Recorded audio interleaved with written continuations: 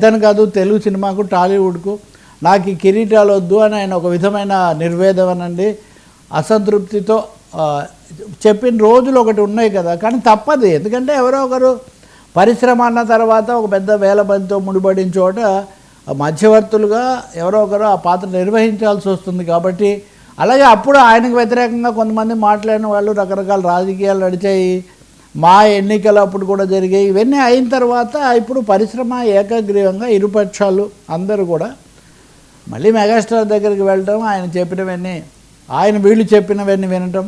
అదే అన్నాను నేను, కేఆర్ నారాయణ రాష్ట్రపతిగా ఉండకు మాట అన్నాడు. పెద్దరికం అంటే ఒకప్పుడు పంచాయతీలో లాగా పెద్దరికం కాదు, ఇది ప్రజాస్వామ్య పెద్దరికం. అందరూ చెప్పింది విని అందరికీ ఆమోదయోగ్యమైంది చెప్పటం, ఆ విధమైన పాత్ర ఆయన నిర్వహిస్తున్నట్టుగా ఉన్నారు. కార్మికులు అయితే మాకు ఇంకా కొన్ని తీవ్ర సమస్యలు ఉన్నాయి, అవి కూడా ఆయన పరిష్కరిస్తాడని నమ్మకం వాళ్ళు వెలిబుచ్చుతున్నారు. చిన్న నిర్మాతలు కూడా తొందరగా ముగించండి, ముఖ్యంగా పని గంటలు, కాల్ షీట్లు అనేవి వాటిని పెంచడం అనేది వద్దు అని ఇవి వాళ్ళు ముఖ్యంగా అడుగుతున్నారు. బహుశా ఈరోజు రేపులో ఈ సమ్మె పరిష్కారం అవుతుంది. ఇది పెద్ద సమ్మె, 15-16 రోజులు ఇటీవల కాలంలో ఎప్పుడు జరగలేదు. సో మెగాస్టార్ ఈజ్ బ్యాక్, అంటే బిగ్ బాస్ అన్నట్టుగా big boss is back in the industry. అది మంచిదే.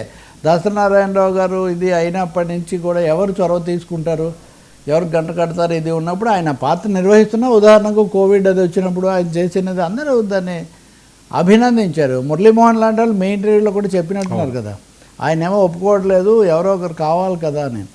ఒక మాట చెప్పగలిగిన మనుషులు కావాలి, అది కూడా వచ్చింది. కాబట్టి చిరంజీవి ఇరుపక్షాలకు, ముఖ్యంగా కార్మికులకు న్యాయం చేసే పాత్ర నిర్వహిస్తారని మనం ఆశించవచ్చు. సార్, ఉక్రెయిన్ దారికి వస్తుందా? చైనా ఇండియా భేటీ ఎలా చూడాలి? ఉక్రెయిన్ది తప్పకుండా ట్రంప్ చాలా వ్యూహాత్మకంగా ఉక్రెయిన్ అధ్యక్షుడు జెలెన్స్కీని ఇబ్బందిలోనే పెట్టాడు. ఆయన ఖచ్చితంగా మీ దుందుడుకుతానని నేను ప్రోత్సహించాను. రష్యా మాట్లాడాము, ఆయన రెడీగా ఉన్నాడు పుతిన్ పరిష్కారానికి. అయితే ఇప్పటికే వాళ్ళు తీసుకున్న భూములు అయితే తిరిగి ఇవ్వరు. నిన్ను నువ్వు రక్షించుకోవాల్సిందే, కానీ నేనైతే ఏం చేయలేను. నాటోలో కూడా మేము చేర్చుకోము. ఇవి రెండు పుతిన్ షరతులే.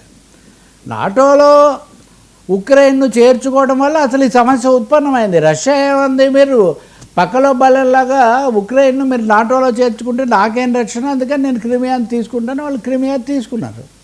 దాని మీద నుంచి యుద్ధం అలా పెరుగుతూ వచ్చింది. ఉక్రెయిన్ జెలెన్స్కీ ఒక దశలో చాలా దుందుడుగ్గా మాట్లాడారు, ఒక దశలో పుతిన్ కూడా అణ్వాయుధాలు ఇలాంటివి మాట్లాడినా అవేమీ జరగకపోవడం అనేది మంచి విషయమే.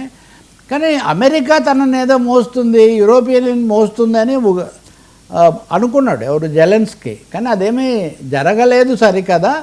దీన్ని ఆధారంగా చేసుకొని ట్రంప్ ఉక్రెయిన్ యొక్క గనుల మీద ఖనిజ సంపద తన చేతుల్లోకి తీసుకున్నాడు. ఆ ఒప్పందం అయిపోయింది. ఇంకా ఇప్పుడు ఉక్రెయిన్లో ఉన్న సమస్య ఖనిజ సంపద దాదాపు అమెరికా చేతుల్లోకి వచ్చింది, ఆయన పని అయిపోయింది.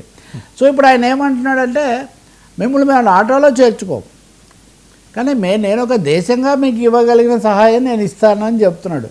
కాబట్టి జెలెన్స్కీకి మెసేజ్ ఇచ్చేశాడు ట్రంప్, నువ్వు తల వంచి పుతిన్ చెప్తున్న షరతుల ప్రకారం ఒప్పందానికి నువ్వు వచ్చేసేయి, పైగా కాల్పుల విరమణ ఇలాంటి తతంగాలు ప్రహసనాలు కాదు, పూర్తి స్థాయిలో ఇది ముగించాలి అనే ఒక సందేశం ఆయన ఇచ్చారు. దానికి తగినట్టే యూరోపియన్ దేశాలన్నీ కూడా, ఆయన ఆ మాట కూడా అన్నాడు, never so many European heads in American capital at a time అన్నాడు. ఒక్కసారిగా ఇంతమంది ఎప్పుడు రాలేదు, ఇప్పుడు వచ్చారు. అంటే ఒక వ్యూహాత్మకంగా పుతిన్ అనండి, రష్యా అనండి, అవి ఆధిక్యత చివరి మాట వాళ్ళది చెల్లుతున్నట్టుగా కనిపిస్తుంది. పరిష్కారం కూడా కావాలి. కాబట్టి ఈ సమయంలో ఇప్పుడు జరుగుతుంది. అంటే ముందు జెలెన్స్కీతో సమావేశం అయ్యాడు, తర్వాత యూరోపియన్ యూనియన్తో కూడా. అయితే ఆయన అడిగాడట పుతిన్తో కూడా కూర్చుందాము అని. నేను ఇప్పటికి 6 యుద్ధాలు ఆపానంటున్నాడు Trump. I have stopped 6 wars. అసలు మధ్యలో నేను మిస్ అయ్యా, కానీ బైడెన్ రాకుండా నేనే వచ్చి ఉంటే ఇవేం జరిగేవి కాదు, బైడెన్ వల్లే యుద్ధం వచ్చిందన్న స్థాయిలో కూడా ఆయన మాట్లాడుతున్నాడు. ఏం జరుగుతుందో ప్రపంచ పరిణామాల్లో ముఖ్యమైన అయితే ఇక్కడ జరుగుతుంది. దీనికి ఇంకొక రెండో పార్శ్వం భారత్ చైనాలు దగ్గరగా రావడం. చైనా విదేశాంగ మంత్రి వాంగ్ ప్రస్తుతం ఇండియాలో ఉన్నారు. నిన్న విదేశాంగ మంత్రి జైశంకర్తో ఆయన చర్చలు జరిపారు. ఇరు దేశాల మధ్య ఈ ఉద్రిక్తత ఉపశమనం, డీఎస్కలేషన్ ప్రాసెస్ కొనసాగించుదాం మనము అని వాళ్ళు అవగాహనకు వచ్చారు. స్పెషల్ జెస్చర్గా ప్రత్యేక సుహృద్భావ సూచకంగా ప్రధానమంత్రి మోదీ విదేశాంగ మంత్రిని కలుస్తున్నారు. ఎందుకంటే విదేశాంగ మంత్రి కలుస్తారు కదా, కానీ కొంత వివాదాలు ఉన్నా కలుస్తున్నారు. 30వ తారీఖున మోదీ చైనా వెళ్తున్నారు షాంఘై SCO సమావేశం కోసం.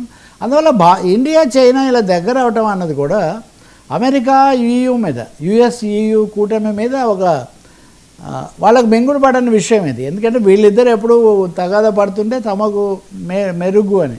రష్యాతో ఎలాగో షాంఘై సమావేశానికి రష్యా కూడా వస్తుంది కాబట్టి ప్రపంచ కూటములు బలాబలాల్లో ఇవి ఒక విధమైన చిన్న మార్పులు, మొత్తంగా మారటం కాకపోయినా చిన్న మార్పులను అయితే సూచిస్తున్నాయి. ఏదైనా శాంతి అనేది కావాలి కాబట్టి రష్యా ఉక్రెయిన్ యుద్ధం ముగిస్తే తప్పకుండా మనం హర్షించవచ్చు. ట్రంప్కి ఇది మొదటి పాజిటివ్, ఇంతవరకు ఏం లేదు కదా.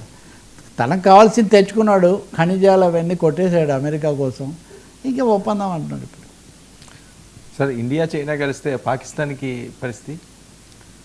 ఖచ్చితంగా ఇండియా చైనా స్నేహంగానే ఉన్నాయి వర్మ. చాలామందిలో ఇది ఒక మిస్నామర్, ఒక పొరపాటు అభిప్రాయం.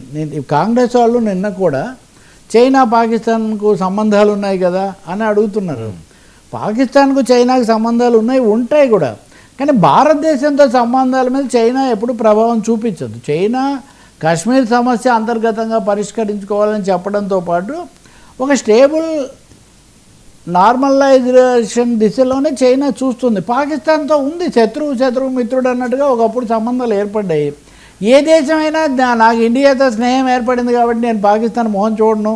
అరే ట్రంప్ అనేవాడు Pakistan is my dearest country, Munir is my close friend అంటే వాడినేమో మోస్తూనే ఉన్నాం ఇప్పటికి కూడా. చైనా ఎప్పుడు అలా చెప్పలేదే. China is our close country అంటారు, వాళ్ళకి రిలేషన్స్ ఉన్నాయి అంతవరకు తప్ప అమెరికాలాగా చైనా ఏదో పాకిస్తాన్ మోయదు, ఆ విధమైన పని మటుకు అది చేయదు. చైనా వాళ్ళ విదేశాంగ నీతి కూడా అది కాదు. వాళ్ళు వేరే దేశాల కోసం తమ ఏదో ఎక్కువగా ఖర్చు పెట్టడం, తమ ఏదో మోయడం, ఆ పని వాళ్ళు చేయరు. యాజ్ ఏ కంట్రీ తమ ప్రయోజనాలు, తమ రక్షణ, తమ వ్యూహాత్మకమైనదే వాళ్ళు చూస్తారు. కాబట్టి అమెరికా పాత్ర వేరు. ఇప్పుడు ఉదాహరణకు మునీర్ ఇక్కడ మాట్లాడి అక్కడికి వెళ్ళి మోదీ కంటే మునీర్కి ఎక్కువ ఇంపార్టెన్స్ ఇచ్చాడు కదా. చైనా వాళ్ళు ఎవరితో చేసే మాట్లాడేది వాళ్ళతో మాట్లాడతారు. కాంగ్రెస్ కూడా అసలు దీనికి హిందీ చీనీ భాయి భాయ్ అని నినాదం తెచ్చిందే జవహర్లాల్ నెహ్రూ. ఆయన ముని మనవాడు కదా ఇప్పుడు ఉన్నాడు.